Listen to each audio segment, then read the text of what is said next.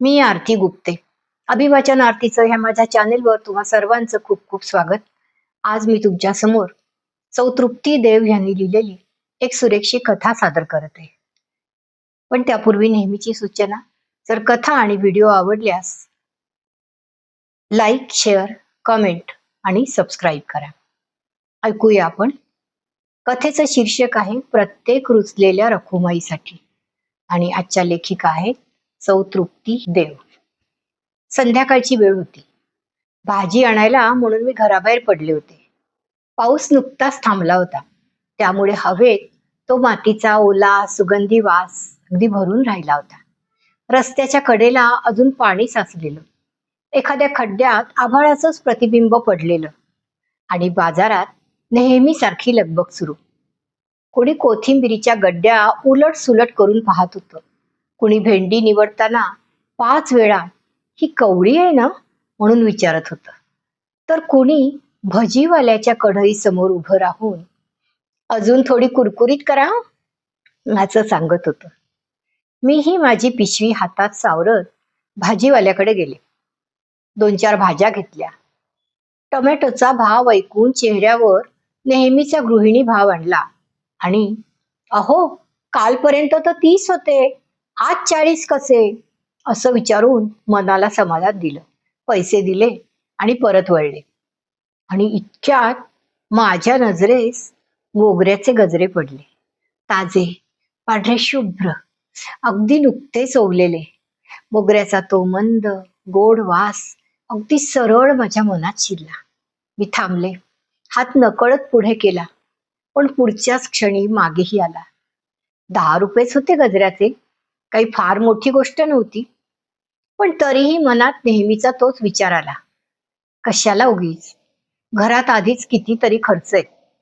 मुलांच्या गोष्टी, घरच्या गरजा, सासूबाईंची औषधं, किराणा, गॅस, त्यात स्वतःसाठी गजरा. आणि मग तोच जुना गृहिणी स्वभाव, आपल्यासाठी काही घ्यायचं असेल तर आधी 2दा विचार करायचा.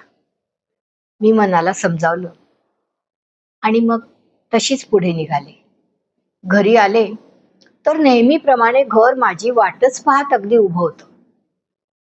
सिंक मध्ये भांड्यांचा डोंगर, गॅसवर कुकर शिट्टी द्यायच्या तयारी, मुलाचं कप टेबलावर, सासूबाईंचा चहा बाकी आणि रात्रीच्या भाजीचा अजून पत्ताच नाही.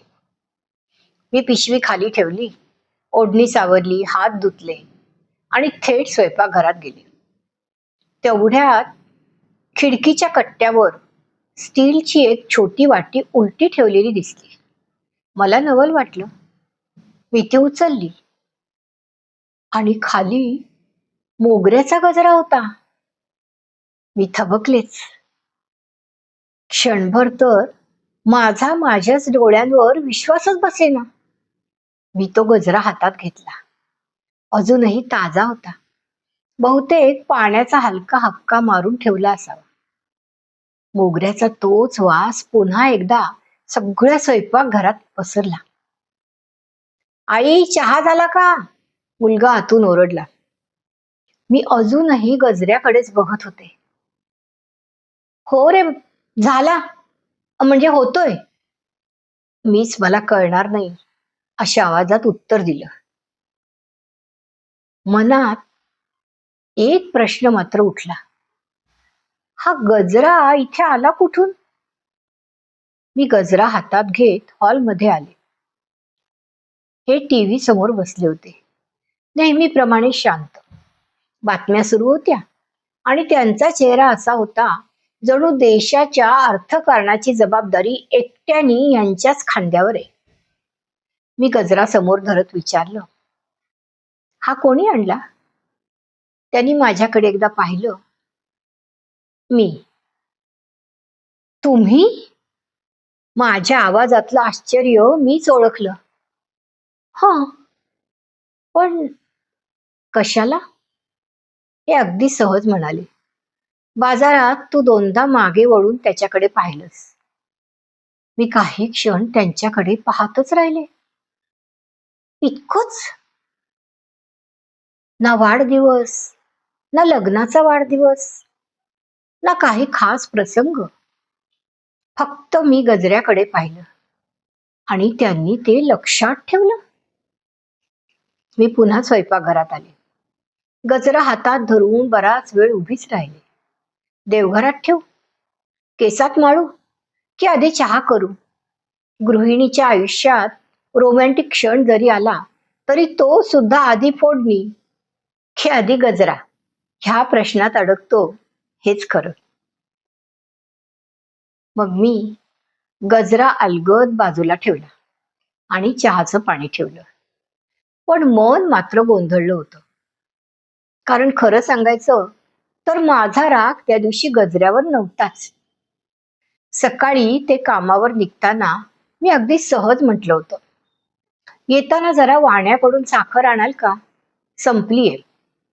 त्यावर त्यांनी चहा पीत पीत उत्तर दिलं होतं, आता लक्षात राहिलं तर आणतो.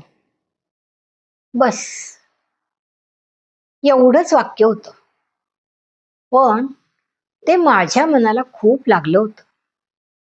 कारण ह्या घरामध्ये सगळ्यांच्या सगळ्या गोष्टी मला लक्षात ठेवायच्या.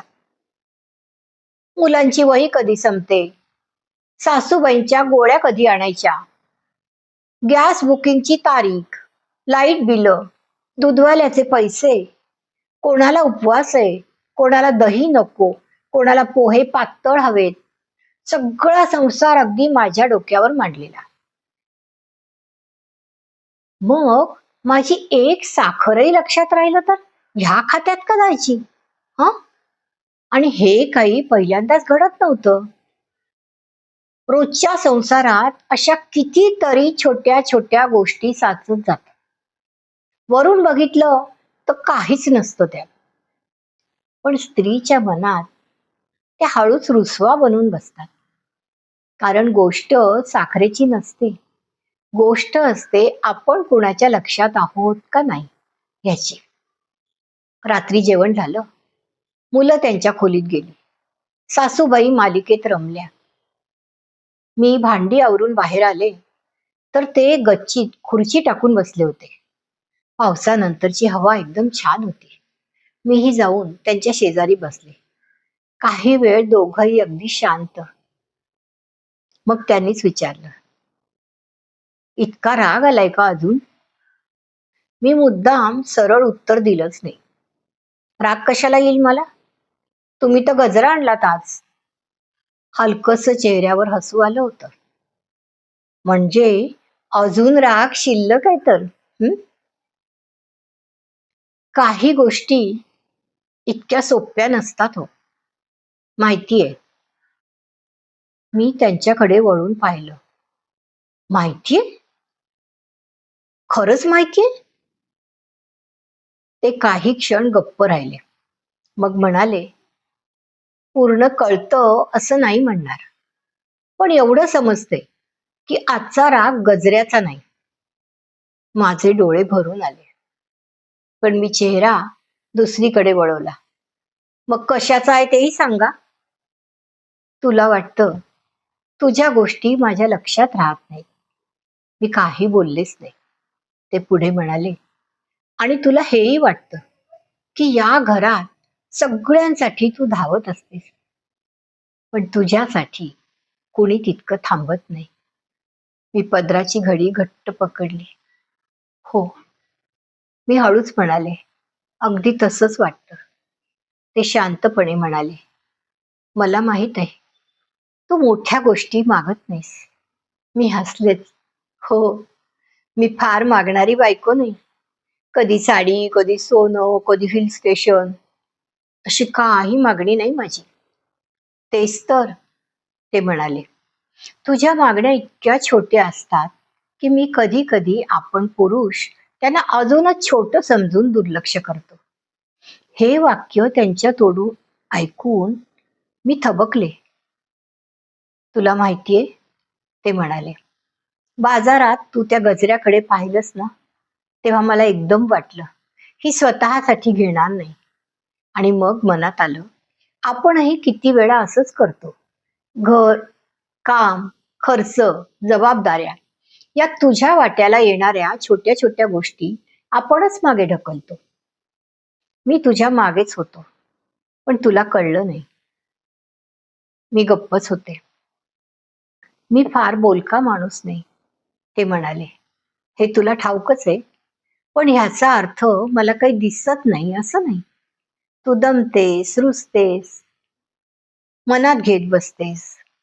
सगळं कदाचित लगेच कळत नाही, पण काहीच कळत नाही असंही नाही.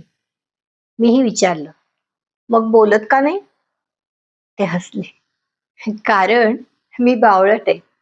माझ्या तोंडून नकळत हसू आलं. हे तरी खरं बोललात. हो, निदान एक तरी सत्य स्वीकारलं. तेही हसत म्हणाले. गच्चीतली मोकळी हवा मनातला ताण कमी करत होते. थोड्या वेळाने ते म्हणाले, देवघरातली रखुमाई बघितली की मला नेहमी तू आठवतेस. का बरं? कारण ती पण रुसलेली दिसते, पण तिच्या रागातही घर असतं, माणूस असतो, प्रेम असतं. आणि तिच्या समोर उभा असलेला विठ्ठल मला एक गोष्ट शिकवतो. रुसवा कमी करायचा असेल तर मुद्दे मांडू नयेत, मनाजवळ जाऊन उभं राहावं. मी बराच वेळ काहीच बोलले नाही. खरंच, संसारात बायका मोठ्या गोष्टींवर कमी रुसतात. त्या रुसतात दुर्लक्षावर. आपण दिसत नाही, आपल्याला गृहीत धरलं जाते, आपल्यासाठी कोणी 2 क्षण थांबत नाही, ह्या जाणीवेवर. मी आत गेले, गजरा घेऊन परत आले आणि त्यांच्या समोर उभी राहिले. माळून देणार? मी विचारलं. ते क्षणभर माझ्याकडे पाहतच राहिले. मग म्हणाले, हो, पण आधीच सांगून ठेवतो, ह्यात जर तुझे 5-10 केस गेले तर जबाबदारी माझी नाही. मी हसले. अहो, गजरा माळायचा आहे, शेती नाही करायची. मी पाठ करून बसले.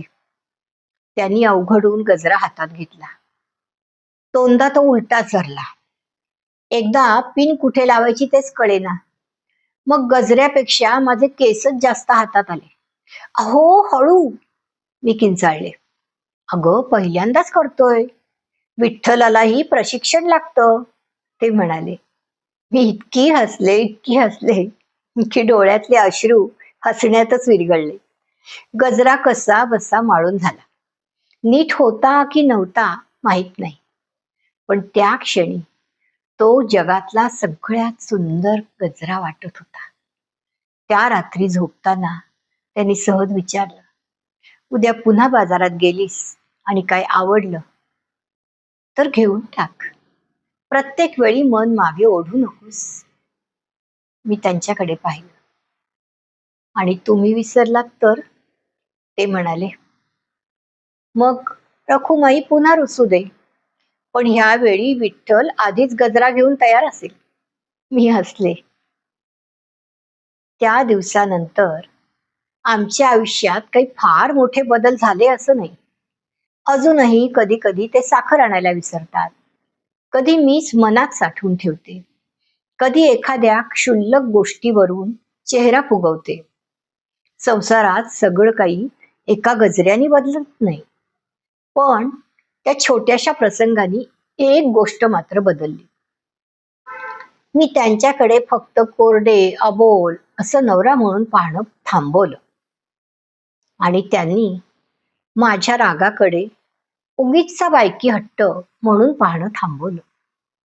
आता कधी मी गप्प असते तर कधी ते विचारतात, आज रखुमाईचा राग किती टक्के आहे? आणि मीही हसत म्हणते, गजऱ्यांवर अवलंबून आहे. पण मनात मात्र एक गोष्ट कायमची बसली.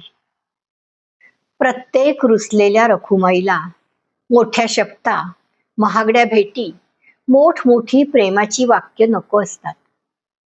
तिला हवा असतो असा एक विठ्ठल, जो तिच्या रागावर हसून टाकणार नाही, तिच्या न बोललेल्या हौसेकडे लक्ष देईल, तिच्या मनातल्या छोट्याशा गाठीही ओळखेल आणि सगळ्यांसाठी धावणाऱ्या त्या स्त्रीसाठी कधीतरी फक्त तिच्यासाठी 2 पावलं पुढे येईल. त्या दिवशीचा तो गजरा रात्री सुकला, पण त्याचा सुगंध अजूनही आमच्या संसारात कुठेतरी आहे. आणि म्हणूनच आजही देवघरातल्या रखुमाईकडे पाहिलं की मला एकच वाटतं.